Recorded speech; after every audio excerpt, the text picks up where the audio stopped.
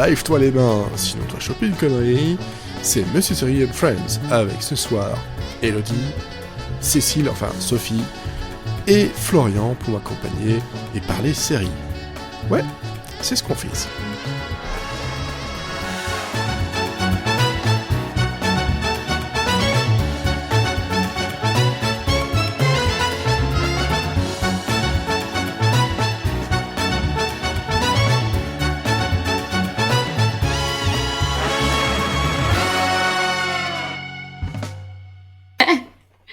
Ça, tout le monde a fait pipi. C'est bien les petits enfants. Allez, on est épisode 4, saison 6. Je vérifie. Ouais, c'est ça. Nous sommes le 12 octobre 2020. Cette année pourrie de merde. On essaie de faire des podcasts séries avec un planning un peu bizarre. Mais on arrive à trouver des choses. Et pour m'aider à parler de ces choses, entre autres, on a Elodie. Bonsoir. Cécile. Bonsoir. J'ai envie de lire le nom que tu as marqué sur le... Legend of Lord of Noise. Noises. Florian. Bonsoir. Le truc le plus long du monde. J'essaie d'harmoniser avec Elodie et Sophie. Et pas Sophie. Quel con. Cécile. Bonjour Sophie. C'est une belle entrée. Je vais t'appeler Sophie pendant le reste du podcast. Ça va être très sympa. Ça marche, je vais changer de prénom. Non, mais je sais pas au courant. Quelqu'un a prévenu la mairie? Bon, après, Sophie, ça va. C'est un peu... C'est commun comme prénom. C'est pas trop difficile à porter, même quand on se trompe. T'as pas appelé Gertrude. Non, mais le pire, c'est que j'ai aucune excuse, puisque leur nom est littéralement inscrit sur la page du podcast. Donc voilà. Pourquoi Sophie, par contre? T'as eu un truc qui est passé dans ta tête juste à ce moment-là. Oui, c'est ça. Il a vu une girafe passer au loin. Toi, t'aurais dit Céline. Toi, Céline, à la limite, je me suis dit, ouais, peut-être que t'as eu une dyslexie bizarre. J'étais pas sur la fenêtre de l'enregistrement du podcast, donc je me suis loupé. Tu t'es trouvé d'excuses. C'est bien. C'est très très bien. Mais je regarde Twitter pour faire les alertes duplex au cas où il y a une grosse news série qui tombe. Ouais. Qu'est-ce qu'il est professionnel. Ouais, bah c'est ça. Au cas où il y a quelque chose qui tombe. Parce qu'en ce moment... Et c'est le but. Ah non, c'est ça. On va voir tout de suite dans l'actu, justement, que... Il y a eu des morts. Ouais, il y a eu des morts, il y a des choses qui se passent pas trop, il y a des annulations, enfin, c'est pas... Ça se porte pas au mieux, quoi, on va dire, clairement, l'actualité série en ce moment.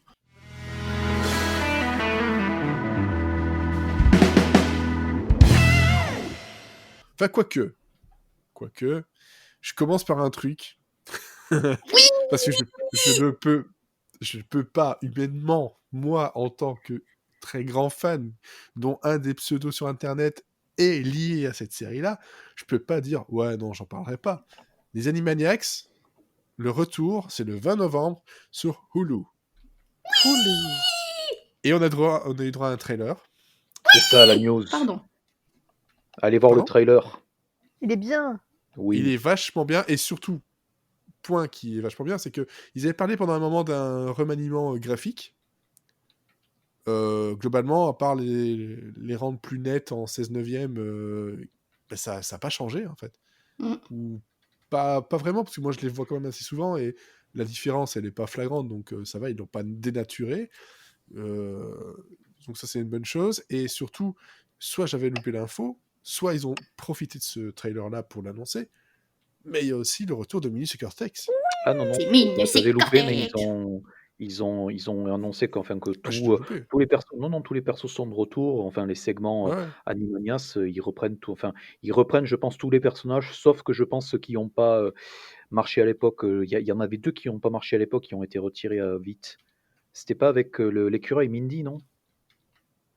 T'avais des segments avec il y avait l'écureuil, etc. où c'était trop Mindy, il y avait ça, l'écureuil.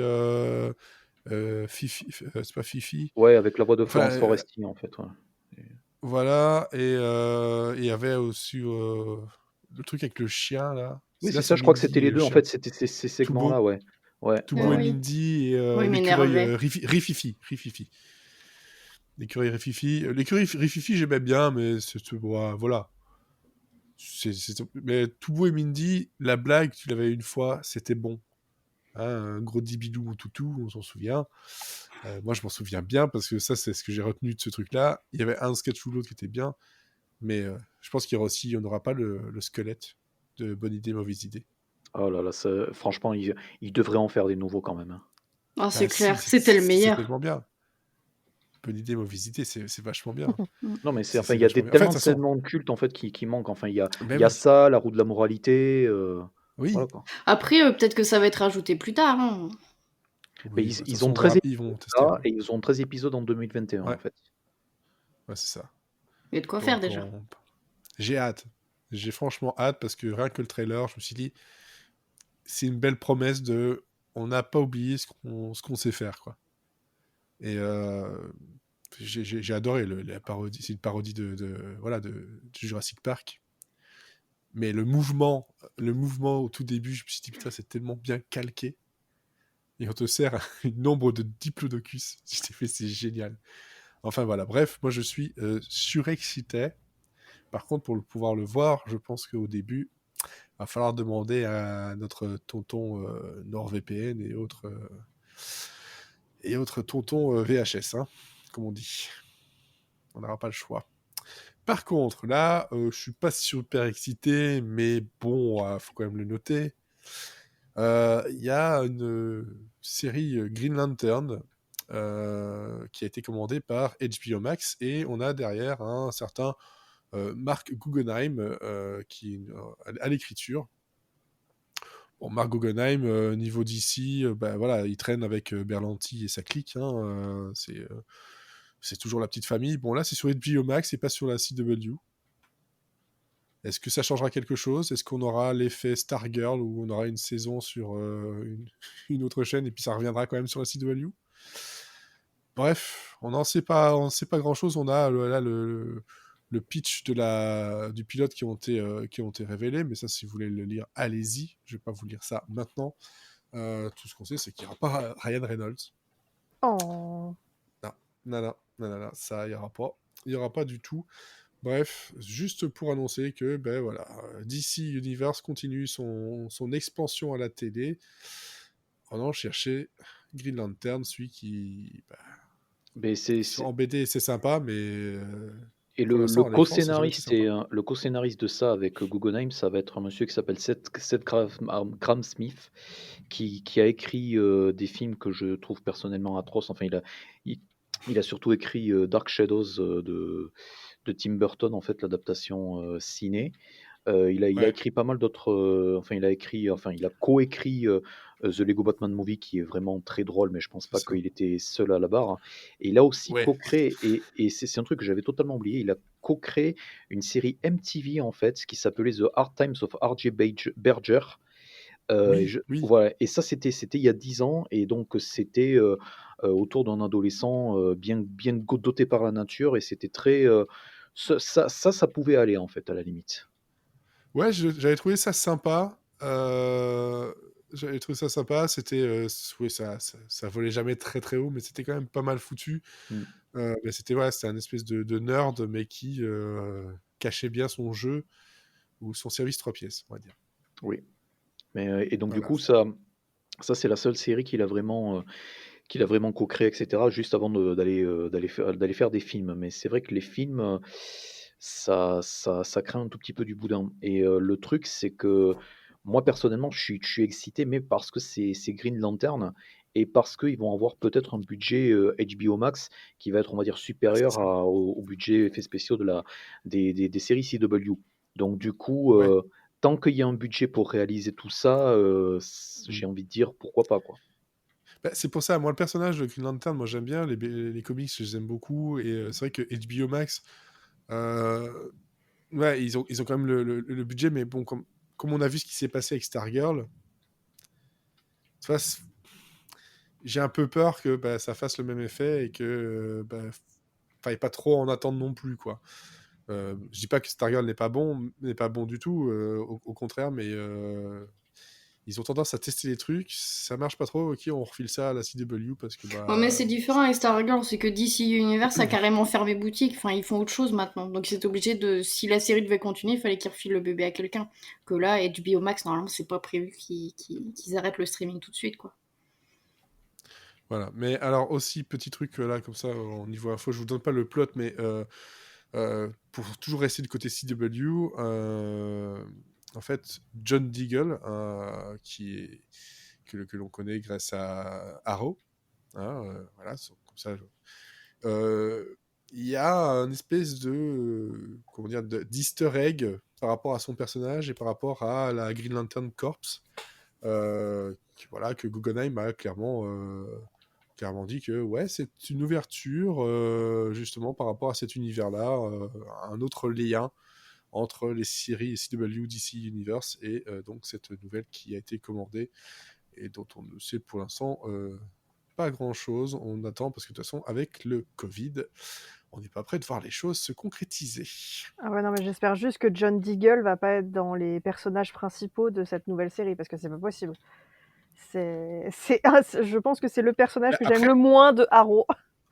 Ouais, après bon, les Green Lantern, ils parlent de Green Lantern Corp, donc on peut s'attendre à avoir plusieurs Green Lantern mais de toute travaillant façon, ensemble. oui, ça avait été confirmé, c'est que en gros ils vont nous ressortir les plus connus des comics, il n'y en aura pas qu'un seul.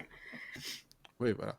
Et c'est surtout que les Green Lantern Corps, en fait, c'est quelque chose qui était prévu pour le cinéma depuis au moins l'annonce de Justice League, en fait. Enfin, donc toute la partie, tout ce qui était développé par Snyder, et donc à l'époque il y avait The Flash, et donc The Flash a pris énormément de retard, donc apparemment ça va finir par se faire d'ici 3 ans, mais voilà, le pauvre Ezra Miller.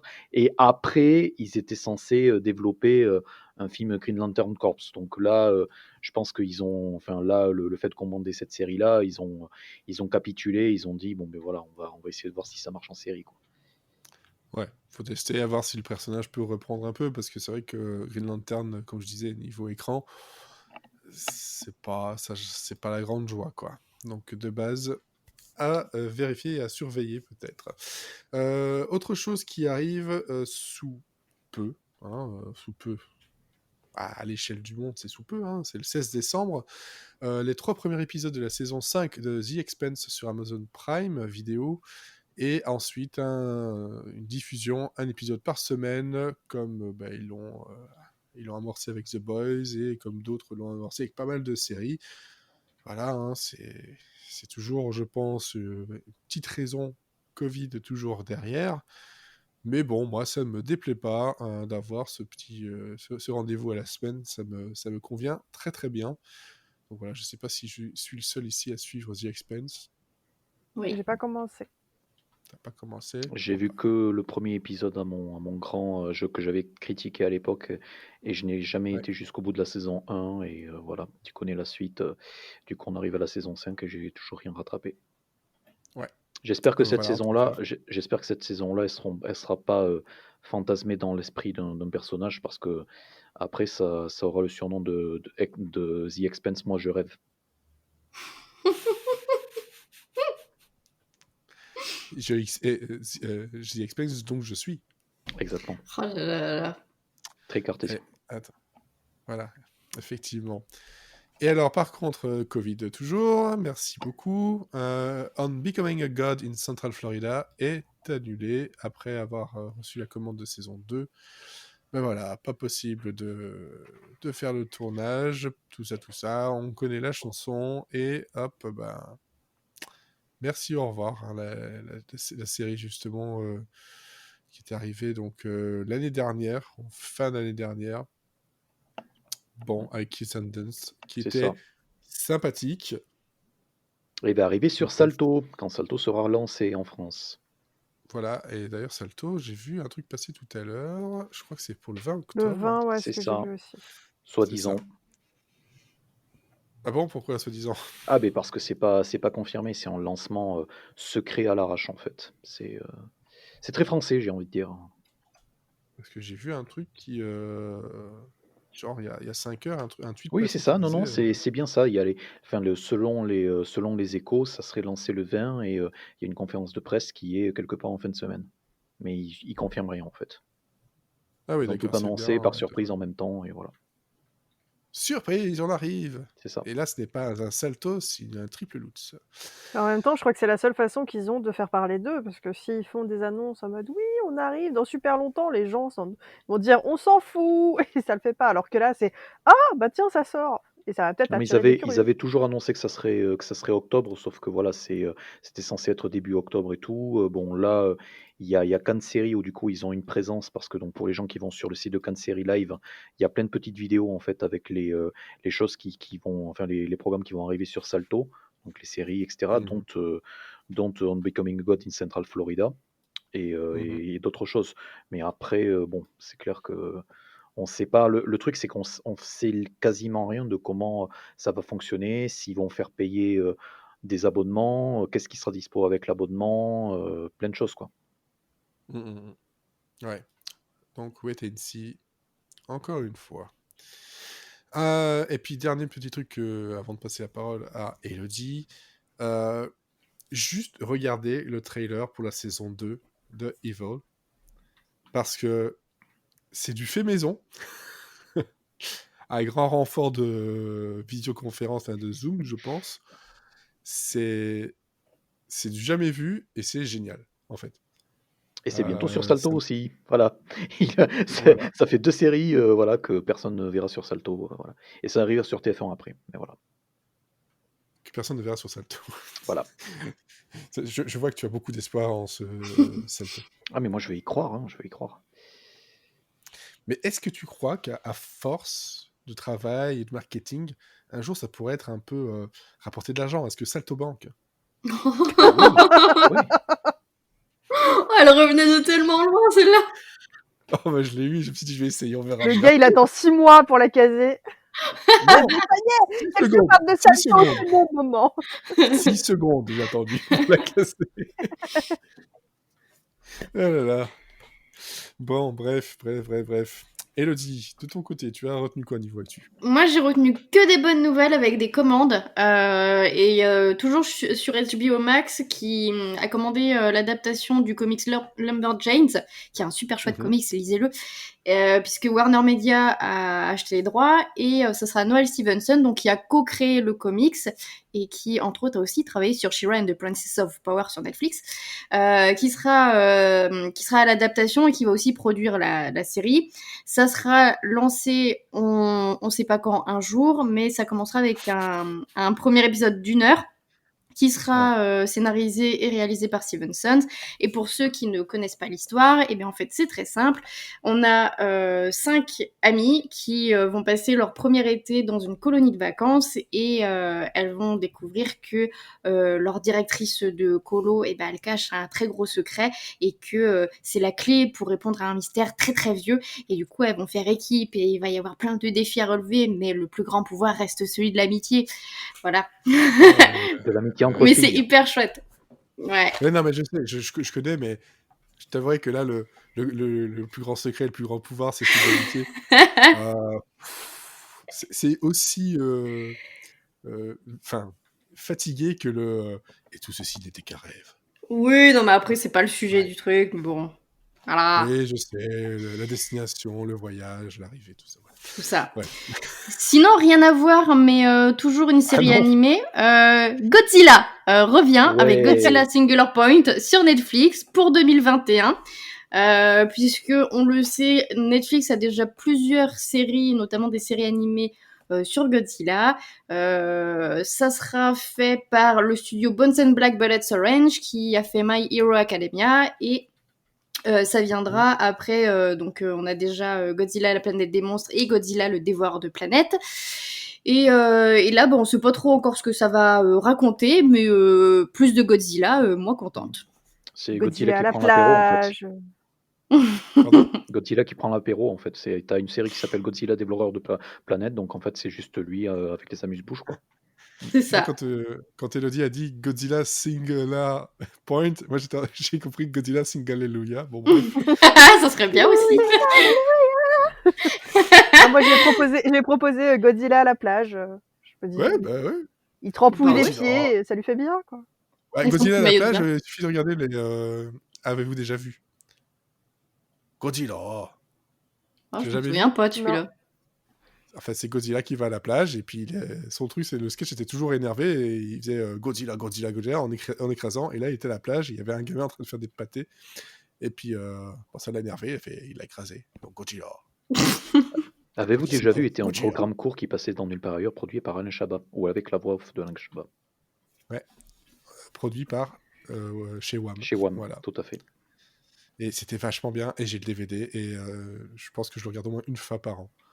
Ah non, mais Parce je que je connais le programme, mais j'ai pas vu Mais celui-là où ça me voilà, dit rien, quoi. vous savez, Godzilla, avez-vous déjà vu? Il y en a quelques-uns. Il y a Godzilla, il est reçu chez quelqu'un, genre Bernard Pivot, pour son livre Godzilla, Godzilla, Godzilla.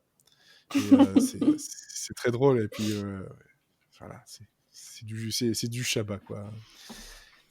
Godzilla à la mer. Voilà, on peut pas se louper là-dessus. Donc Et donc, Godzilla Singular ensuite... Point avec Dr Alban, quoi. On va Oui, décider. franchement, maintenant, j'imagine Godzilla en train de danser sur du Dr Alban.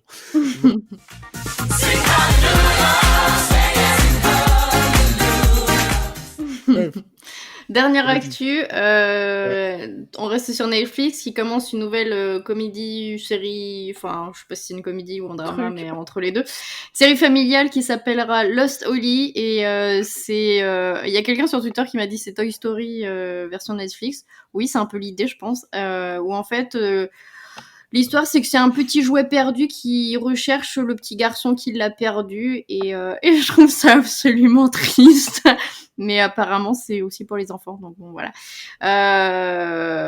Voilà, ça sera produit par Sean Levy et Joss Barry qui ont fait Stranger Things, et puis bah voilà, ça sera animé par ILM, donc au moins l'animation devrait pas être dégueu.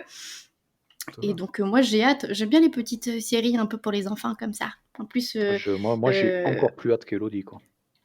C'est ouais, vraiment et en un plus truc, ça sera une série assez courte, ça sera 4 épisodes de 45 minutes, donc franchement... Ouais, mais c'est surtout un des 3 co-réalisateurs de Spider-Man nouvelle génération, et c'est surtout Oui. la créatrice, en fait, est une des 3 ou 4 co-scénaristes d'un des chefs-d'œuvre d'animation moderne qui est Kubo et l'armure Kubo. magique de Laika, et franchement, enfin, rien que de voir, enfin, quand j'ai vu juste le nom, je me suis dit, bon, ben ok, enfin, de toute manière, enfin, les gens qui bossent sur les films Laika, à part donc Travis Knight, sont beaucoup trop sous-estimés. Donc je pense que j'espère franchement que ça va être à la hauteur du pédigré, quoi. Ouais, et si vous cherchez sur Google, il y a quelques images qui ont déjà été diffusées pour voir un peu la gueule que ça, et c'est très très beau. Ok, alors on reste dans l'animation et on termine l'actu avec quelque chose que j'ai vu passer tout à l'heure, juste avant de commencer, ça s'appelle, enfin ça va arriver, ça s'appelle Hamster et Gretel. Et j'ai vu le titre, j'ai fait « Ah !» Puis j'ai vu le nom d'Anne Povenmire, et j'étais « Ah !» Parce que ce n'est rien que le co-créateur de Phineas et Ferb, que j'adore. Et donc, on voit, attention, dans le style, même style dessiné, c'est clairement ça. Et l'histoire, en gros, c'est voilà, une entité qui a choisi un frère et une sœur pour dire « Ok, vous allez avoir des super pouvoirs. » Et en faisant ça, il se trompe, et il donne les super pouvoirs à la sœur et au hamster. Et donc ça crée une petite dissension avec le frère, et c'est une série donc Disney Channel qui a donné donc comment dire, le feu vert, et il y aura, comme il dit, de l'humour, de l'action et plein de chansons. Et quand on connaît l'univers Phineas et Ferb, moi je m'attends à quelque chose de très très drôle. Je sais pas, peut-être que Florian aime beaucoup ou connaît au moins Non, Phineas et Ferb. je connais pas du tout Phineas. Enfin, je connais le nom, mais je ne connais pas du tout la série. Enfin voilà, c'est quelque chose absolument génial. Et la présentation a été faite en elevator pitch, donc dans un faux ascenseur. Il a présenté le tout en 2-3 minutes, et moi j'étais ok, je signe où, je veux ça. Donc voilà, ça s'appelle Hamster et Gretel, et on ne sait pas quand ça arrivera, mais en tout cas il y a le feu vert. Voilà, ça c'était pour l'actu. Est-ce que sur Twitter il y a eu de l'actu entre temps? Moi j'ai pas entendu l'alerte alors. Il n'y en a pas un. Ouais, il a pas fait le bruit, donc je crois que c'est Non, j'ai pas fait de C'est- bruit. c'est- T'as pas fait de bruit, donc ça va. Ça va. De toute façon, tout le monde apparemment est devant la flamme dont Cécile parlera tout à l'heure. Et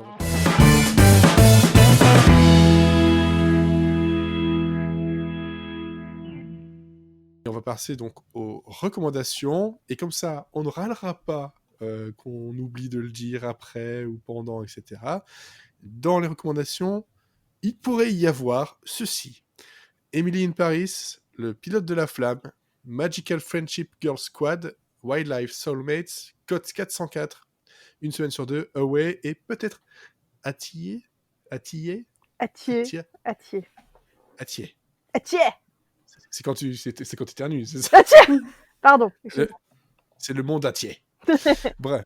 Bon, on va passer donc aux recommandations. Et bien justement, Cécile, c'est à toi. Tu commences par ce que tu veux. Oh là là, bah, je vais continuer. Allez, Emily in Paris. Bah, j'allais prendre l'autre. Prends l'autre alors. Non, mais c'est juste vu que tu en parlais, pendant que nous enregistrons, il est 21h30 et tout le monde, en ce lundi, est devant La Flamme, la nouvelle série qui sort sur Canal+, série de Jonathan Cohen, Jérémy Galland et Florent Bernard, plus connu sous le pseudo de Flaubert. Et de quoi qu'est-ce que ça cause, cette série, La Flamme? Eh bien, c'est l'histoire de Marc, un pilote d'une trentaine d'années qui cherche l'amour. Et quel meilleur moyen de trouver l'amour que de s'inscrire à une émission telle Le Bachelor. Mais cette émission, c'est La Flamme. Présentée par Vincent de Dienne, cette émission fera intervenir 13 candidates prétendantes au cœur de Marc et qui voudront partir sur Marker Airlines, un nom comme ça. Enfin bref, prendre l'avion de l'amour avec lui. Et, et c'est tellement drôle, mon Dieu. J'ai vu le pilote, j'ai pas encore vu les épisodes suivants. J'attends là, ce sera pour après notre émission à nous. Mhm. Et je m'attendais un peu à un truc style Unreal pour ceux qui ont vu, donc qui était une série US sur les dessous d'une émission type Bachelor. Mais là, on voyait tout ce qui était producteur, donc ceux qui manipulent les candidats pour créer la meilleure série télé-réalité possible. Et là, non, c'est vraiment filmé comme là, on est vraiment dans le Bachelor, on ne voit que les images de l'émission et c'est monté parfaitement. Enfin, on est dedans, hein, on voit l'émission telle quelle. Il y a des moments qui sont un peu cringe parce qu'il y a des blagues qui sont très du niveau qu'on peut attendre de Jonathan Cohen et Jérémy Galland. Si on a vu France-Québec ou des choses comme ça, voilà, on n'est pas dépaysé. Et c'est un humour qui me fait pas toujours rire, mais par contre, quand ça me fait rire, j'ai ri vraiment bien, quoi. J'ai ri à haute voix et j'ai hâte de voir la suite de ce qui nous prépare. Et surtout, ce dont je n'ai pas parlé, c'est qu'il y a énormément de guests. Toutes les personnes que vous allez voir, vous les connaissez, vous les avez déjà vues. Oui. Même le panda? Même le panda, oui, le panda. Bah, rien qu'à la voix, je savais qui était le panda. Donc, oui, le panda est connu aussi. Donc oui, pour vous donner un peu une idée, on va avoir dans les prétendantes, on a Florence Foresti, Leila Bekti, Géraldine Nakache, Doria Tillier, Anna Girardot, etc. Adèle Exarchopoulos, oh mon Dieu, je suis amoureuse. Elle est tellement belle. C'est terrible. Non, franchement, c'est drôle, c'est fun, c'est une série comique une série française comique qui est vraiment marrante. C'est mieux si je mets les mots dans l'ordre. C'est possible. Et oui, c'est possible. Avec la carte Kiwi. La carte Kiwi. Oui, alors justement, pour rebondir là-dessus, Florian l'a partagé, je pense pas plus tard qu'aujourd'hui. C'est ça. Ou pire hier, c'est ça. Si mes mémoires, voilà. Cécile étant une personne inspirante, sauf quand je l'appelle Sophie, elle m'a inspiré pour regarder les 2 premiers épisodes de La Flamme. Donc j'ai regardé un épisode de plus qu'elle grâce à mes pouvoirs magiques. Et du coup, moi, je la rejoins. Le problème que j'ai, contrairement à Cécile, c'est que je suis pas trop versé comédie française. Je suis pas ni fan ni très très connaisseur du boulot de Jonathan Cohen, qui donc a notamment été vu donc dans un film controversé avec Marina Foïs qui est sorti à la rentrée qui s'appelait Énorme, donc je n'ai pas vu. Donc il y a plein de Ou choses avec. dernièrement, Family Business sur Netflix C'est aussi. ça, et Family Business également. Donc voilà, le monsieur est très occupé, mais je n'ai pas eu le temps de se pencher sur son œuvre. Et du coup, moi, enfin, ce qui m'a fait venir, c'est plutôt le côté parodie du Bachelor et le côté du fait que j'avais entendu parler de la série dont c'est adapté, qui s'appelle Burning Love, et pour le coup, bon, qui avait quand même Ken Marino, qui est pour moi un Ah bah oui, excellent, trop trop sous-estimé acteur comique à évidemment. son centre, et je me suis dit, bon, passer derrière Ken Marino, même avec le talent de Cohen, ça va être un peu compliqué.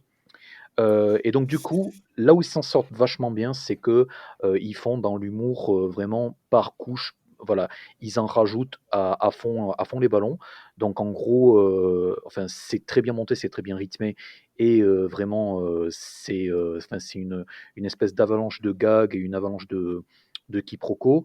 Donc ça, enfin voilà, donc ce qui fait que enfin ça y va tellement fort d'entrée de jeu que en fait. Il y a à prendre et il y a à laisser, et donc les choses que l'on laisse, dans les 2-3 minutes suivantes, en fait, on a oublié parce qu'on a trouvé une autre mini scénette ou une autre mini réplique qui nous fera rire. Donc c'est des trucs où, voilà, c'est une grosse, grosse machine, hein. C'est une grosse machine à vannes, hein. Enfin, j'avoue qu'il y a certaines choses qui ont pas trop marché, notamment les fameux rebondissements, et donc les fameuses éliminations, en fait, donc où il y a une espèce de faux suspense sur qui va être éliminé, alors que bon, en réalité, en voyant la liste de guest stars, on a déjà une petite idée des gens qui ne vont pas pouvoir être embauchés pour rester plus de 2 ou 3 épisodes. Et donc du coup, ça donne un très très gros indice. Et le truc, c'est que donc le gros souci avec ça, c'est que euh, comme pour le Bachelor, enfin comme pour les émissions dont c'est inspiré, toutes les prétendantes, en fait, sont réduites à voilà quoi, à un défaut de personnalité ou à un trait de personnalité. Et donc du coup, ça fait que ça fait que les interactions avec Marc sont souvent réduites, en fait, à comment elles sont présentées, quoi. Donc du coup, dans le cas d'Adèle Exarchopoulos, en fait, le plus souvent, je me suis posé la question, c'est OK, en fait, il y a qu'une vanne ou 2 vannes, enfin, c'est très dommage d'embaucher des actrices de ce calibre-là pour faire qu'une vanne ou 2 vannes. J'ai pas dit ça pour toutes les prétendantes, mais il y a quand même 2 ou 3 choses qui m'ont posé question, quoi. Ah oui, Après, non, donc mais ça, après, ouais, sur certaines prétendantes, par exemple Camille Chamou, la blague sur elle, je ne peux pas, ça me fait pas rire. Mais par contre, Adèle Exarchopoulos, à chaque fois qu'elle fait sa vanne, moi je ris bêtement. Donc moi, ça me gêne pas qu'elle ait qu'une seule note. Après, j'ai vu que le pilote, donc forcément, je n'ai vu que la présentation des candidates. Donc je sais pas à quel point ça va être développé par la suite ou non. Après, enfin, Et c'est ça va faire c'est 9 c'est plus ou épisodes, moins je crois. développé, mais bon, ça reste quand même un ensemble show, en fait, avec voilà en gros, voilà, tout est maximisé pour la vanne et pour faire rire le public, en fait, ce qui n'est pas forcément le cas de certaines autres comédies françaises télévisées. Et le truc, c'est que le deuxième épisode, en fait, a beaucoup enfin, a une partie où il y a beaucoup de vannes qui sont des vannes de stand-up, où en fait c'est des calembours de merde qui tombent à plat. Et je dois avouer que je me suis un tout petit peu reconnu dans le personnage du comique, en fait, qui est incarné par Orelsan, en fait, et que l'on voit dans le deuxième épisode qui est en train de passer sur Canal+ en ce moment même. Voilà. Ouais, mais ce que j'ai lu par rapport à Olivier, qui n'est pas là, mais lui, il a vu la saison complète. Il a fait un petit thread sur Twitter tout à l'heure. Que globalement, il a beaucoup ri. C'est une bonne série, voilà, faut y aller, mais qui a quand même pas mal de défauts de montage, de rythme et de blagues, oui, qui vont de l'extrêmement drôle, comme tu dis, au cringe, voire au bide total. Mais bon, voilà, c'est vrai quelque chose qu'il faut retenir, et il n'a pas suffisamment pour qu'elle soit éclipsée. C'est peut-être aussi sa chance, on va dire. Et juste pour le Burning Love, j'ai été recherché parce que voilà, moi je m'en souvenais, mais c'est vrai que c'est un truc qui date de 2012. Ouais. Donc c'est pas tout récent, il y a eu 3 saisons. Il y avait pas mal de bons acteurs en plus de Ken Marino, mais c'est surtout que moi j'avais retenu le titre québécois. C'était Le Château de la Tentation. Je savais pas. Et je pense qu'il y a eu un truc où je sais pas s'il est passé en France. Si, c'est passé en France, mais c'est passé genre 3 ans après. Mais Voilà, ça n'a pas et été repris sous ce apparemment, titre-là. Hein. non, mais apparemment c'était en sous-titre, mais ça s'appelait, ouais, il y a des affiches, on peut le voir, Le Château de la Tentation. Mais ouais, il y a quand même pas mal de grands acteurs dedans,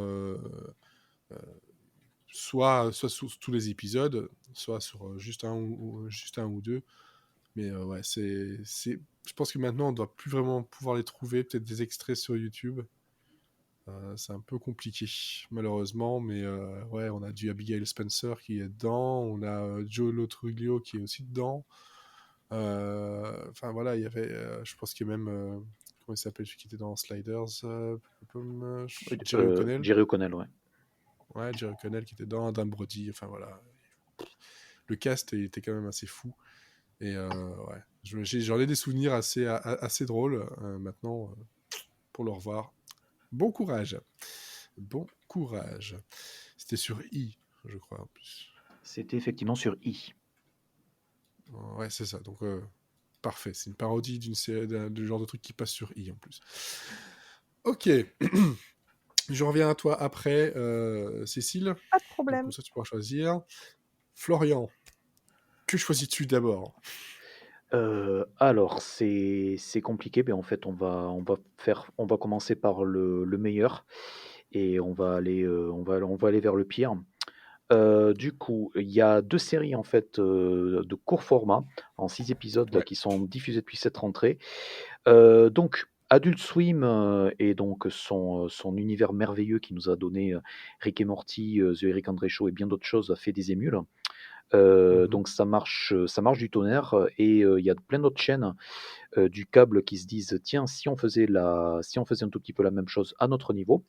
Donc les premiers qui ont tenté le coup, c'était FXX. FXX, ils ont fait Cake en fait, qui est une espèce de mini anthologie avec plein de courts-métrages d'animation mis bout à bout. Donc c'est très très what the fuck. Et depuis la rentrée, il y a Sci-Fi qui a lancé donc un créneau le samedi soir d'animation alternative qui s'appelle TZGZ.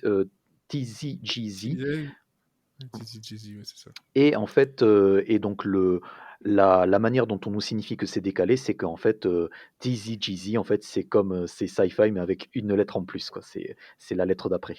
Donc c'est splendide. Je pense que voilà voilà. Donc déjà, tu annonces ta couleur, quoi. On fait décaler, en fait. Non, mais on le sait, chez Sci-Fi, ils ont les meilleurs marketeurs de l'univers. Hein. Grave. Ben, ils ont renommé ce Sci-Fi Channel en fait en MST, en fait en syphilis, quoi. Donc c'est très déjà à la base c'est pas mal, quoi. Donc en fait il y a 2 séries qui sont arrivées depuis cette rentrée. Donc il y en a une qui s'appelle Magical Girl Friendship Squad Origins. Donc voilà, c'est interminable. Qui est la période 2. Donc c'est des petits épisodes de 12 minutes chacun. Il y a pas énormément de voix que l'on connaît. Il y a donc Anna Gasteyer qui est connue du Saturday Night Live, Ouais. qui fait une des voix récurrentes en fait.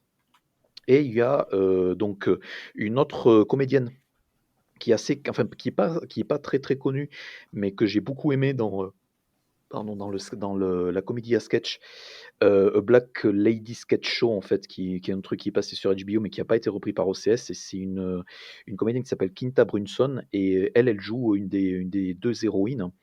Donc en fait, le pitch est relativement simple, et dans le sens où ça part en sucette assez vite. C'est deux colocs qui se retrouvent aux prises avec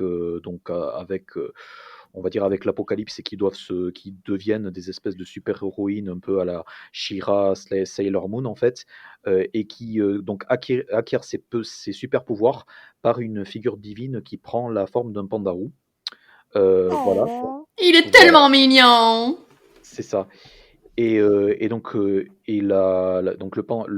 pandarou en fait s'appelle Nut. Et le deuxième épisode, en gros, c'est en gros tous les fans de Nut en fait qu'elle avait lâché dans les années 90, qui reviennent, on va dire qui reviennent, on va dire la supplier, etc. Et donc la vanne, c'est qu'elles n'ont pas évolué depuis les années 90. Donc en fait, ce sont toutes les filles un tout petit peu alternatives en fait des années 90. Donc c'est assez marrant, mais c'est assez what the fuck. Les épisodes sont assez rythmés. Il y a quand même une dynamique de base entre les deux colocs qui est assez franche, assez brute de décoffrage, et donc du coup, c'est assez rafraîchissant dans le paysage audiovisuel de voir ce genre de choses. Donc ça, c'est clairement la plus réussie des deux. Et l'autre série, en fait, qui est beaucoup plus, on va dire, terre à terre, s'appelle Wildlife, et c'est en gros donc ça reprend encore le concept anthropomorphique en fait d'animaux parlants. Donc l'animation est beaucoup plus crue, elle est beaucoup plus médiocre, C'est un peu moche. plus animée. Ouais, j'ai envie de dire aussi moche aussi, on est d'accord. Et en gros, Ah. c'est un zoo post-apocalyptique en fait. Et si vous voyez un tout petit peu Rocket Raccoon dans les Gardiens de la Galaxie, c'est un tout petit peu ce genre de choses, mais multiplié par 3. Donc c'est très, très nihiliste. Donc donc en gros c'est des animaux de zoo qui survivent dans un monde post-apocalyptique en fait, où tous les humains ont été décimés par un virus. Donc tu vois des humains qui se font canarder à un certain moment par les animaux, pour nous signifier qu'en fait voilà, les animaux sont livrés à eux-mêmes. Donc c'est assez borderline, et de manière plus dramatique, c'est assez peu drôle. Le deuxième épisode améliorait un tout petit peu le premier, mais pas de beaucoup. Donc je pense que ça va être assez vite. Je pense que ça va être assez vite. On va dire soit pas annulé, soit pas renouvelé. Mais de toute manière, étant donné qu'ils ont prévu au moins 6 ou 7 autres séries en roulement en fait, pour remplacer ces deux séries d'animation-là, je pense qu'il y a pas mal de choses qui vont arriver, qui vont venir, qui vont arriver et repartir comme c'était venu. Et je pense que Wildlife est une d'entre elles. Donc, Magical Friendship Girl Squad Origins, ou Girl Friendship Squad, enfin whatever, allez le chercher ça. C'est pas mal du tout, c'est assez rafraîchissant, ça se consomme aussi vite que des séries Adult Swim, même les plus what the fuck. Donc voilà.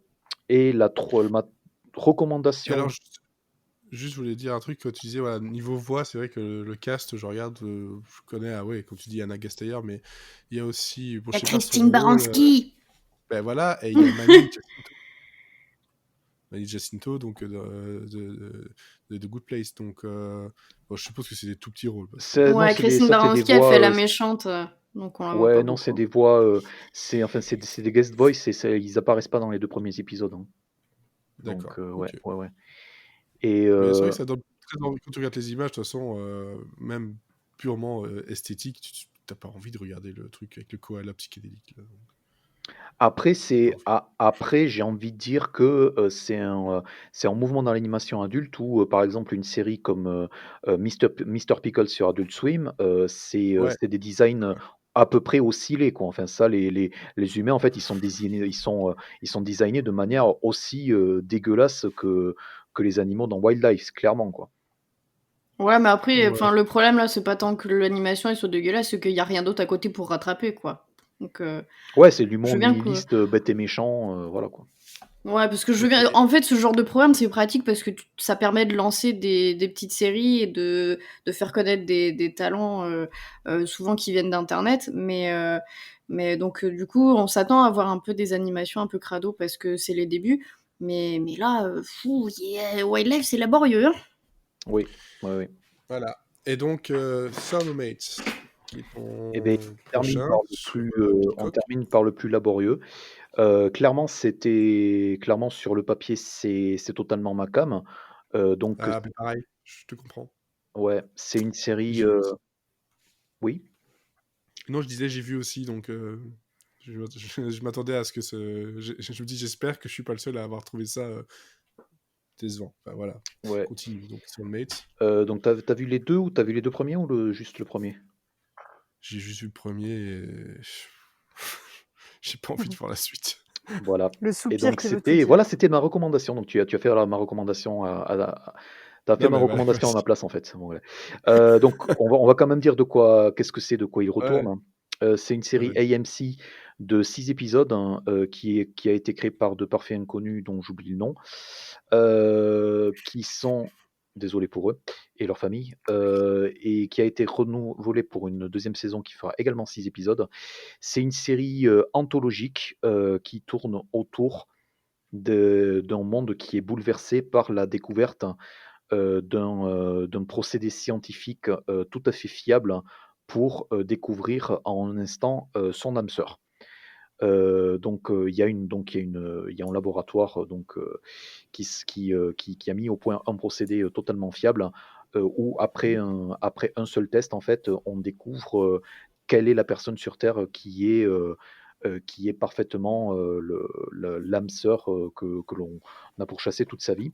Le premier Mhm. épisode est avec Sarah Snook, que les fans de Succession, et je sais qu'ils sont très très très nombreux, Ouais. connaissent en tant que Chevon dans la série. Enfin même elle occupe, enfin je pense qu'elle crève l'écran, enfin elle occupe une grosse partie de cet épisode. Et Chevon en fait, donc le personnage de Sarah Snook est bouleversé, enfin, et se pose pas mal de questions par rapport à son couple et par rapport à par rapport au fait que son mari n'est peut-être pas l'âme sœur en question. Et j'aurais tendance à dire que le pitch est un tout petit peu plus malin que ça, sauf que c'est littéralement tout ce qu'il y a. Donc pendant 45 minutes, ce sont j'ai envie de dire que c'est, on va dire, le premier acte d'un film indépendant sur une femme qui se pose des questions sur son couple et se pose des questions sur son mariage, hein, avec un mari certes très présent, certes très beau, mais qui, on va dire, fait tapisserie et donc n'aide pas le public à rallier à sa cause. Et Non. voilà, et pendant 45 minutes, c'est juste j'ai envie de dire des questionnements dramatiques que ne renieraient pas les pires films d'auteurs français. C'est ce que Donc j'allais dire. voilà.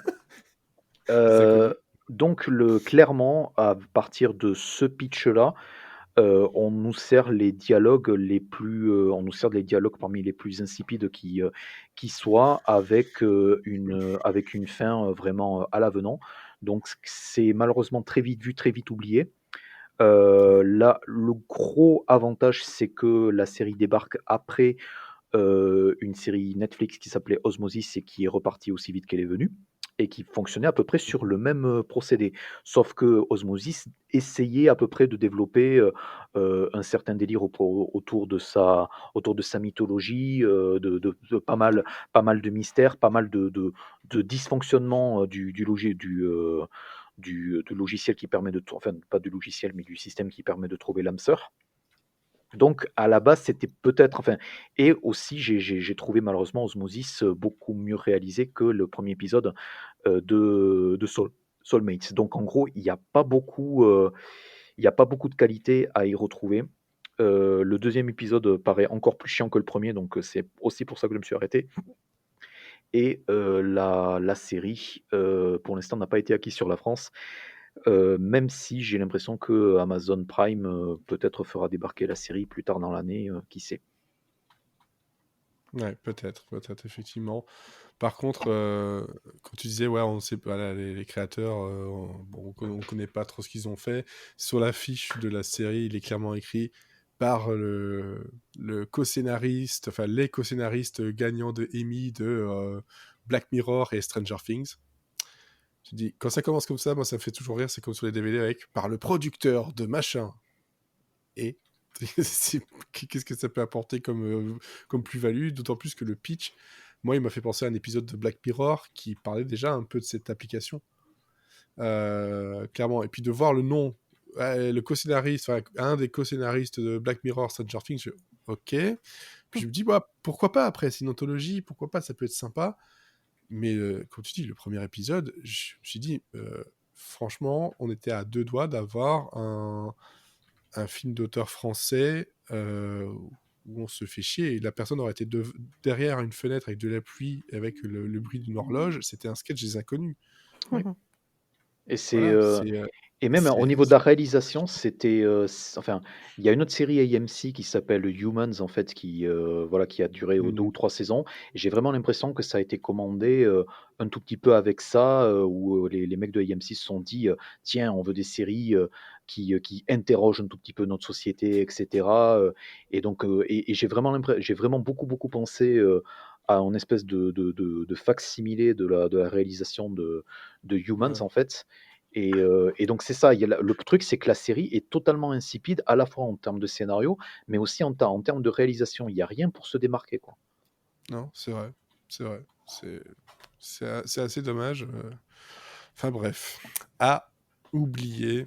Ou si vous voulez avoir un peu le pitch, soit voilà, Osmosis, si vous arrivez à la regarder, ou l'épisode Hang de DJ pour Black Mirror, c'est le même pitch, mais en un seul épisode.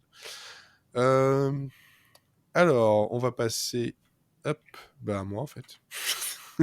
J'ai pas vu, j'ai failli me passer moi-même. Ça fait une petite transition aussi parce que Soulmates, c'est un des programmes qui est disponible sur Peacock, donc le service de vidéo VOD de NBC. Et dessus, il y a aussi une autre série qui n'est pas forcément super récente. Enfin, quoique c'est quand même 2020, mais c'est pas d'hier, c'est Code 404. Et en fait, c'est les 2 séries que j'avais sélectionnées sur Peacock. Je me dis, je vais essayer. Soulmates, vous avez compris, hein. Je pense que c'est clair.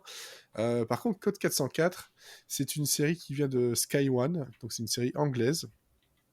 Les épisodes durent à peu près 25 minutes. Il y a 6 épisodes pour l'instant, une deuxième saison a été commandée.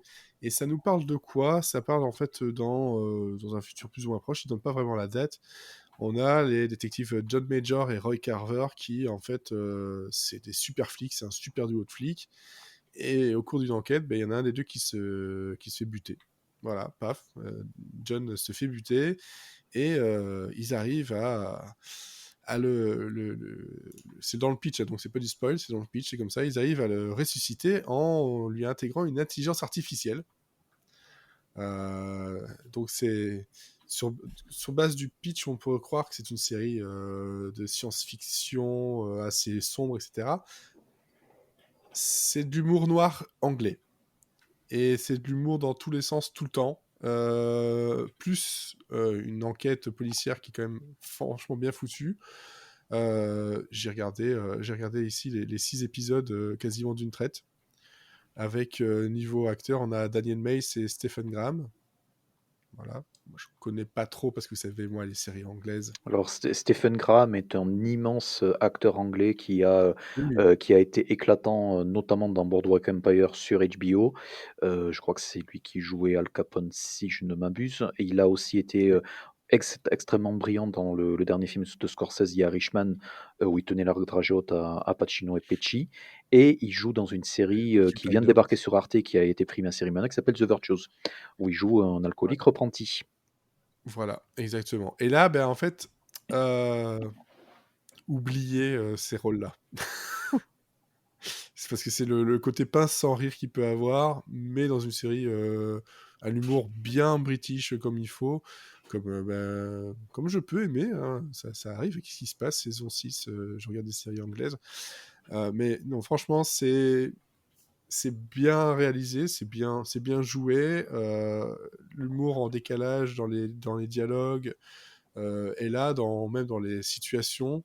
On a des... J'essaie de pas spoiler certains gags, hein, mais on a autant d'humour sur du très premier degré ou de l'humour sur du truc un peu dégueu sorti de nulle part. Genre, ils sont en train de fouiller quelque chose pour trouver voilà, une piste sur une enquête. Et le flic, qui est devenu maintenant une intelligence artificielle, te sort un pied des poubelles, fait « Hey, j'ai trouvé un pied !»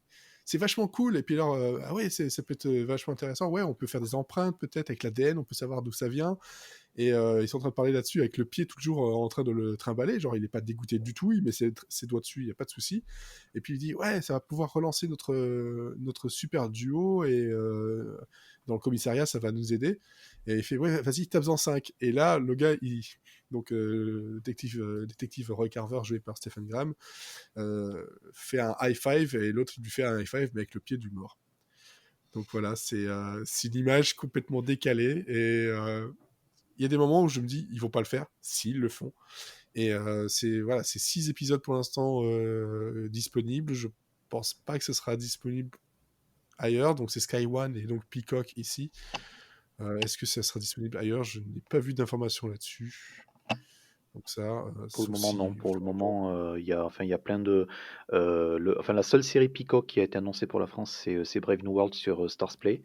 Mais après, c'est vrai que les autres, de manière, c'était la seule série vraiment originale de Peacock, et le reste, c'est des imports. Donc il y avait ça, il y avait Intelligence, et il y a une autre série avec.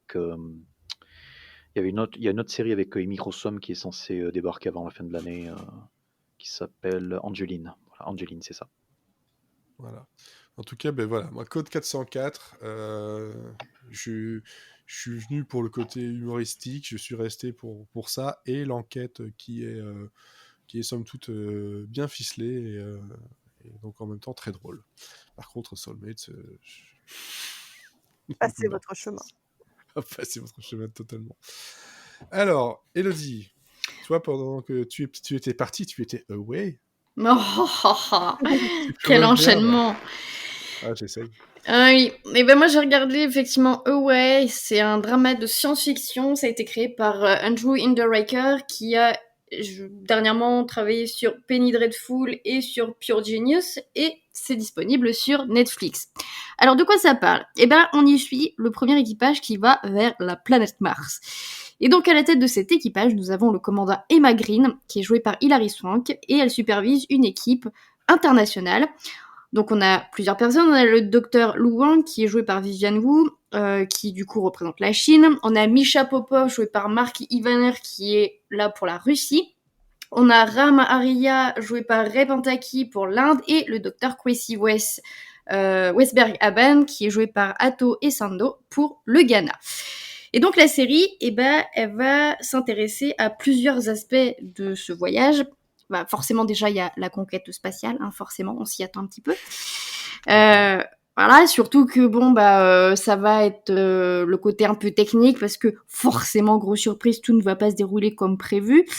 Mais ce qui est le plus intéressant, c'est l'aspect psychologique, parce que comment on fait pour tenir le coup quand on est coincé dans une boîte de conserve pendant 3 ans, surtout quand, en tant que commandante peu expérimentée, vous avez la moitié de votre équipage qui vous fait pas confiance.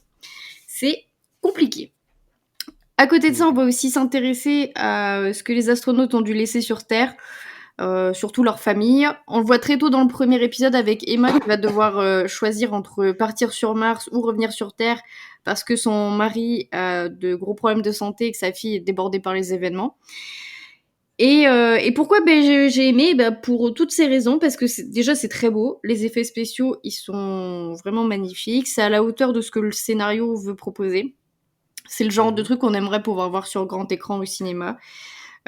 Aussi parce que la série sait gérer ses enjeux et son suspense entre les problèmes techniques qui arrivent très vite dès le premier épisode, aussi les enjeux politiques puisque comme c'est un équipage international et que ils sont pas tous contents que ce soit l'américaine qui ait pris le commandement, forcément ça crée des tensions. le fait que c'est une série dans l'espace et que à de nombreuses reprises, quand ça ne se passe pas très bien, j'ai peut-être un peu oublié de respirer à certains moments parce que c'est terrifiant l'espace. Bref, surtout ce qui est vachement intéressant, c'est comment sont traités les personnages. Franchement, à la fin du premier épisode, j'étais pas sûre de vouloir continuer parce que le gros défaut du premier épisode, c'est que la quasi-totalité des personnages sont détestables. Parce que chacun veut défendre son bout de gras. Et en fait, quand on continue un petit peu, parce que quand même, il y a d'autres raisons qui font que le premier épisode est quand même très intéressant. Mais quand on continue un peu, en fait, on va en apprendre plus sur le passé de chaque personnage de l'équipe. On va comprendre ce qu'ils ont dû sacrifier pour en arriver là. Et du coup, on leur redécouvre une très grande humanité. On commence à vraiment les aimer et franchement, leurs histoires, elles sont tellement déchirantes que c'est la chiale carrément. Mais du coup, on comprend pourquoi dans le premier épisode, ils étaient aussi détestables. Et en fait, ils le sentent pas tellement. Et puis bon, chacun va un peu mettre de l'eau dans son vin aussi. Donc ça va apaiser les tensions. Mais bien sûr, il y aura d'autres choses pour les mettre dans la difficulté. Après, le seul défaut que j'ai trouvé, alors pour l'instant, j'ai regardé que 4 épisodes, soit la moitié de la série, si je dis pas de bêtises. Non, il y a 10 épisodes. Donc, j'ai regardé 4 épisodes sur 10 épisodes. Et le seul défaut, c'est la gestion de tout ce qui est science. Parce que la série se veut assez... C'est dommage quand même. Oui, c'est un peu dommage. Finalement, en fait, non, mais ça gêne pas pour regarder. C'est juste que de temps en temps, ça fait sortir un peu de la série, mais bon. En fait, la série, elle se veut assez réaliste. Et des fois, c'est un peu à côté de la plaque, mais le plus ridicule, en fait, c'est la gestion de la gravité.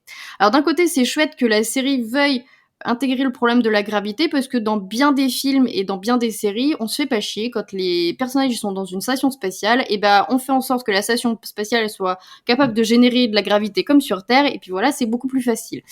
Là, ils essayent d'être un peu plus réalistes en disant, en fait, on est un peu futuriste, donc ok, on a une certaine gravité, mais pas autant que si on était sur Terre. Donc il y a une espèce de petit flottement. Donc quand c'est fait avec des effets spéciaux, style les objets, ça va. Quand c'est les personnages, c'est ridicule en fait. C'est que si on ne voit pas les personnages en entier, on se doute qu'il y a un système de planche à roulettes sur lequel ils se déplacent et c'est à peu près crédible. Par contre, quand tu les vois en entier, faut imaginer des gosses qui jouent à marcher sur la Lune, vous voyez, avec ces fameux mouvements au ralenti, mais on voit que ça ne marche pas en fait. Donc ça va, c'est que la série l'utilise pas très souvent. Ils arrivent à trouver des astuces de mise en scène pour que les personnages soient complètement en gravité. Et donc là, effets spéciaux de style câble et poulie. Mais quand ils sont censés marcher un petit peu pour aller d'un point à un point B, ça dure pas très longtemps, mais c'est tout de suite très ridicule. Mais bon, c'est le seul défaut que j'aurais trouvé dans ces 4 épisodes, et franchement, on en fait vite abstraction une fois qu'on s'intéresse aux personnages. Donc voilà, je vous le conseille grandement. Away, c'est vachement bien. J'ai également vu Away, les 3 premiers épisodes. Ça m'a beaucoup moins inspiré que Elodie. Non, si, mais ça m'a beaucoup moins inspiré que Elodie. J'aurais tendance, en fait, le point qui m'a, je sais pas, le point qui m'a à la fois accroché et à la fois laissé un tout petit peu pantois, c'est, je sais pas, je trouve la série beaucoup trop intimiste et le truc, c'est que ça fait fi, enfin, si tu veux, l'espèce de rififi, en fait, de bataille entre l'équipage, en fait, pour savoir si le commandant Green va conserver son leadership. Je sais pas, je trouve que ça fait très terne et attendu comme ça. Moi, ce qui m'a carrément sorti de la série, c'est le nombre de fois où, en gros, en un clin d'œil, en fait, chaque membre de l'équipage peut communiquer avec ses proches sur la Terre, voilà, comme s'ils étaient à côté, quoi. Et moi, enfin, je sais pas, moi, quelque part, ça m'a beaucoup gêné, quoi. Enfin, je me dis, bon, ok, la NASA, en fait, ils gaspillent sans doute des centaines de dollars juste pour que le commandant Green puisse parler à sa fille 5 minutes, voilà, quoi. Voilà. Donc, je sais pas. Ça fait partie des trucs scientifiques un peu pétés où, genre, effectivement, si trouvé t'as ça envie très d'appeler pété, sur ouais. son téléphone, c'est ok, ouais. Après le truc, c'est ça. Après le truc, c'est que enfin, ça accentue le côté, intimiste et ça accentue le côté, voilà quoi, très, enfin voilà, très loin des yeux, loin du cœur. Donc ça a beaucoup de sens. C'est très prestigieux, j'ai trouvé ça très bien foutu. Moi, toute la partie gravité, etc., ça m'a. Enfin, je me suis pas posé 36 000 questions par rapport à ça parce que c'est pas exactement pour ça que je suis venu regarder la série. Mais je pense que ça sacrifie un peu trop le côté aventure, quoi. Je sais pas si je vais aller jusqu'au bout par rapport à ça, justement, parce que je trouve que voilà, le côté drama intimiste avec pas mal de problèmes, voilà, soit de cœur, soit médicaux, etc., de certains personnages, ça traîne un peu en longueur, quoi. Ok, ok. Donc ça c'était Away sur Netflix. On va retourner du côté de Cécile, qui retourne peut-être Netflix, je sais pas. Oui, on va retourner sur Netflix. Je voulais Ouais. vous parler d'une petite série que vous avez peut-être pas entendu parler. C'est sorti, c'était quoi, la semaine dernière? Un truc qui Ouais. s'appelle Emily in Paris. Peut-être vous êtes passé à côté. Et pas Paris in Emily. Ça c'est autre chose, c'est sur. Ah, c'est sa Bon. tour Eiffel, c'est sa vie privée. C'est ça. Sur Sexflix. Donc c'est une création de Darren Star avec en actrice principale Lily Collins. Et donc de quoi qu'est-ce que ça parle? En gros c'est Carrie Bradshaw qui débarque à Paris pour bosser dans la mode. J'exagère mais c'est un peu ça, hein. Donc c'est une américaine qui ne parle pas un mot de français. Et ça, d'ailleurs, ne regardez pas la série en VF. Vraiment, j'ai rien contre la VF, mais là, ça n'a pas de sens parce que elle ne parle pas français. Et donc, on a même un panneau dès le départ de la série en France qui nous dit la VF peut vous laisser penser que Emily parle français. Ce n'est pas le cas. En effet, elle parle pas un mot. Donc, j'ai essayé de regarder vite fait un épisode en français. On perd beaucoup de sens parce que elle baragouine du français. Et donc, on a l'impression qu'elle a des discussions correctes avec ses collègues, alors que non, toutes les discussions qu'elle a où elle comprend quelque chose, tout le monde parle anglais. Dès qu'elle se retrouve face à un Français, elle est complètement bloquée. Ok. Donc, c'est une Américaine, elle est spécialiste en marketing nouvelle génération, donc ce qui va être Instagram, influenceur, etc. Et elle débarque à Paris pour représenter une marque de Français, des gens qui aident à faire du marketing pour les grandes marques, mais ils sont un peu vieux jeu, Instagram, tout ça, ils maîtrisent pas les codes, donc il faut absolument la petite américaine pour venir les sauver. Et comment vous dire que tout est cliché dans la série, mais autant du côté français que du côté américain. Et moi, c'est ça que j'ai trouvé marrant, en fait. Moi, c'est ça qui m'a plu dans la série. C'est cohérence dans le cliché. Mais faut prendre ça comme une parodie. Elle est dans une chambre de bonne qui est plus grande que mon appartement. De toute façon, hein, comme on disait, Sex and the City, jamais tu crois que Carrie Bradshaw vit dans cet appartement en bossant là où elle bosse. Et non, et puis les Jimmy Choo qu'elle a, etc. Enfin, voilà, c'est ça. C'est que là, c'est pareil. Elle a pas trop de moyens et elle a des tenues sublimes. Moi, déjà, j'ai regardé en partie pour les tenues qu'elle allait avoir parce que déjà, Lily Collins est magnifique, mais les tenues en plus dans lesquelles elle défile chaque épisode, c'est une merveille pour les yeux. Nous, les Français, on est décrits comme des feignants parce qu'on bosse pas avant 10h30 du matin. On fume tout le temps, même on saute les repas pour fumer. Alors pardon, hein, mais non, les Français, on bouffe. On va pas dire non, je déjeune pas, je prends une clope. Non, on va bouffer, on prend une clope après. Soyons un peu sérieux. Mais tu peux bouffer ta clope si tu veux. Non, mais moi, je ne fume pas, donc moi, j'ai pas le problème. Mais voilà, ça fume dans tous les coins, dans les bureaux. Hein. Évidemment, il y a quand même une chose agréable, c'est que c'est une série américaine, mais les Français sont joués par des Français. Ah là là, c'est tellement bien. Ah, vous entendez le petit accent Frenchy quand ils parlent anglais, moi ça me fait plaisir. Je déteste cet accent, mais ça fait plaisir de se dire ils ont pris des gens du cru pour faire les. Pour une fois, je ne suis pas obligée de lire les sous-titres pour comprendre ce qui est dit en français. Ah, mais c'est ça. Après, les personnages parlent très peu en français, mais voilà, en tout cas, c'est très agréable. Et franchement, c'est pas prise de tête. Les épisodes durent une vingtaine de minutes. Il y a 10 épisodes dans la saison 1. Voilà, si vous voulez voir des jolis coins de Paris, on ne mettra pas un pied dans le métro, hein, parce que ça n'a aucun intérêt, le métro. Non, parce que ça sent le pipi. Oui, c'est ça. Ça schlingue un peu. Le pari de la série est totalement aseptisé. Ouais. Je pense que c'est ça qui a tellement fait jaser, en fait. C'est voilà quoi. Enfin, C'est ça, quoi. C'est littéralement du pari de carte postale qui est totalement aseptisé. Donc, ce qui a mais généré parmi les mimes les plus drôles de cette semaine, en fait, où on a détouré Emily, donc des affiches Il y a la promotionnelles PNG qui est Paris, tombée. pour la mettre face au véritable pari de 2020. Ouais, mais Oui, moi, tu oui. vois, c'est pour ça que je suis venue, quoi. Je suis venue pour voir une série détente sur la ville où je vis, mais vue d'une autre façon. C'est la version féerique de Paris.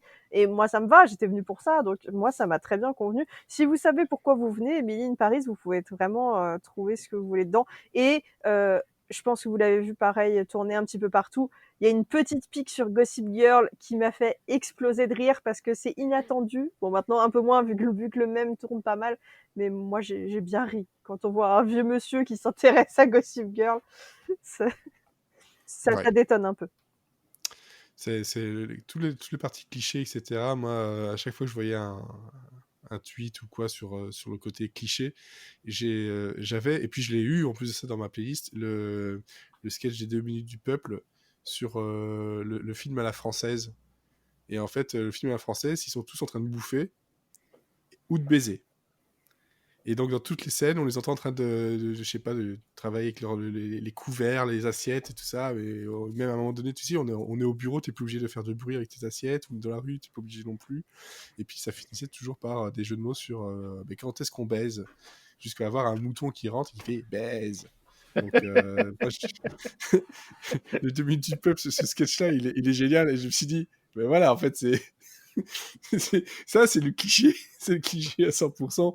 Et je pense que la série ne va pas là-dedans. J'ai pas encore pris le temps de le regarder, mais moi, c'est quelque chose qui m'attire quand même, pas pour Paris, parce que Paris, je n'aime pas cette ville, mais plus pour le côté, justement, voilà, Darren Star, le côté un peu rom-com, sympathique. C'est l'automne, il fait froid, il fait gris, avoir un peu de trucs un peu sympas. Bon, au lieu de ça, j'ai recommencé à regarder Kidboard Girls, mais bon. Voilà. Histoire de faire une petite coupure dans les Legends of Tomorrow. Voilà. On fait ce qu'on peut. Hein. On fait ce qu'on peut. Mais il est sur ma liste. Et je pense que ma femme a même aussi envie de le voir. Donc je me dis, oh, peut-être le regarder à deux, ça sera encore peut-être plus sympathique. Ok, je pense que... Ah non, il manque le... Acier. Bon, je peux vous en parler très rapidement de Alors, Atier. A-T-I-Y-E, comme Oui, ça. ou alors vous pouvez chercher The Gift sur, sur Netflix. Pourquoi Ah, c'est c'est un peu... imprononçable? C'est une série turque. C'est pour ça peut-être que... Je suis désolé. Je me sens tellement mal maintenant. non, mais voilà. Après, Atier, Ah, bah, c'est le prénom de l'héroïne. Et donc, de quoi ça parle? Alexandre Atier. C'est ça. Oh. Alexandra Atier. Alexandre Atier. De quoi qu'est-ce qu'il ça cause? Alors, je vous parlerai pas des acteurs, etc., parce qu'ils ont des noms imprononçables pour moi. L'actrice est très jolie, c'est tout ce que je peux vous dire sur elle. Et donc, ça raconte l'histoire d'une jeune femme, Atier, qui est peintre. Elle est artiste et elle peint le même symbole depuis qu'elle est toute petite. Et dans un site archéologique, l'un des plus anciens sites archéologiques du monde, Göbekli Tepe, qui est juste à côté, qui est en Turquie, est découvert sur ce site le même symbole qu'elle dessine depuis des années et qui n'était pas connu avant. Donc elle se dit mince, j'ai un lien avec ce site archéologique, donc elle va y aller et elle va commencer à avoir des visions. Et donc c'est très, à la fois il y a le côté archéologique sur qu'est-ce qu'ils ont déterré, qu'est-ce que c'est que ce site archéologique, et un côté très métaphysique, très quelle est la connexion de cette femme avec ce site, avec tout ce qui est ancien, toute sa lignée. Donc voilà, c'est très, oui, voilà, métaphysique, très, je retrouve pas, ésotérique. Et si vous aimez ce style-là, un peu aventure, un peu mystique, bon, on passe un bon moment. Et la saison 2 change complètement d'univers, pour ainsi dire, et rebat un peu les cartes de la série. Et moi, j'ai passé vraiment un très bon moment devant. C'est une dizaine d'épisodes par saison, c'est des épisodes de 40 minutes. Et bah, si vous avez besoin, voilà, d'un peu d'aventure, un peu d'évasion, allez-y, moi j'ai bien aimé. Voilà. Et c'est sur quoi? Netflix. Netflix, d'accord. Ah, mais si, ça me dit quelque chose, c'est la série que regarde ma belle-mère. Je me suis dit, mais les trucs, machin, tout ça. Atier, recommandé par Cécile et la belle-mère de Frédéric. N'hésitez pas. Intéressant parce qu'il y a même mes parents qui regardent maintenant Jane the Virgin, alors ils disent plus rien, je sais pas ce qui se passe. Ça vend du rêve. Ouais. Un truc que je ne conseillerais pas, par contre, j'ai essayé de... Je sais pas, je suis parti sur Netflix et je me suis rendu compte que je n'avais pas regardé, ni même essayé, Disjointed. Ah, avec Katie Bates, la fameuse série annulée. Avec Katie Bates qui Je filme des comprends pourquoi elle a ouinges. été annulée. Hein. C'était nul, hein. En fait, le premier épisode, il doit durer 20 minutes. Ouais. Il m'a paru 2 fois plus long et j'ai arrêté avant la fin. Je fais non, stop, c'est pas possible. Mais voilà, ça m'a fait penser à ça.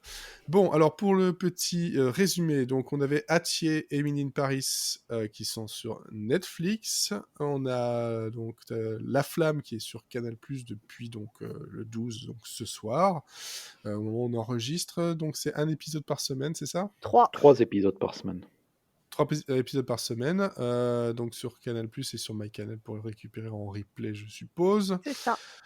On a donc Magical Friendship Girl Squad Origins, Tameran Sleep et Wildlife sur Sci-Fi, et Soulmates qui est donc sur AMC mais aussi sur Peacock et nulle part ailleurs, et c'est pas grave.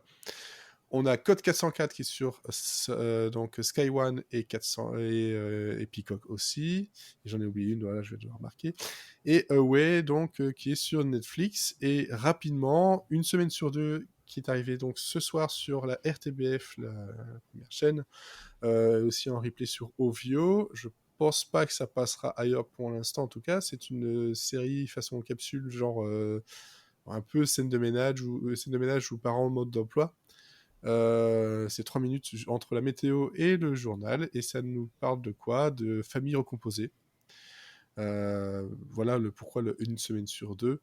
Et donc on a Carole Matagne qui joue le rôle de la belle-mère qui n'est pas très très fan des enfants et qui doit un peu jouer avec tout ça. Donc on a cette famille recomposée qui travaille ensemble. Et donc on a aussi niveau acteur Jean-Jacques Rosin qu'on a pu voir dans Ennemi Public, que je vous conseille aussi d'ailleurs, Ennemi Public, qui se trouve sur Netflix maintenant, je pense. Et donc voilà, c'est le petit truc de 3 minutes, ça passe assez bien. Le premier épisode, je n'ai pas trouvé vraiment mal écrit ou mal joué. Au contraire, j'ai pas mal de sourires et même des bons rires bien francs.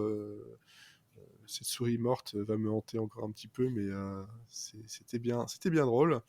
Donc voilà, c'est un épisode par soir en semaine, juste avant le journal de 19h30. Voilà.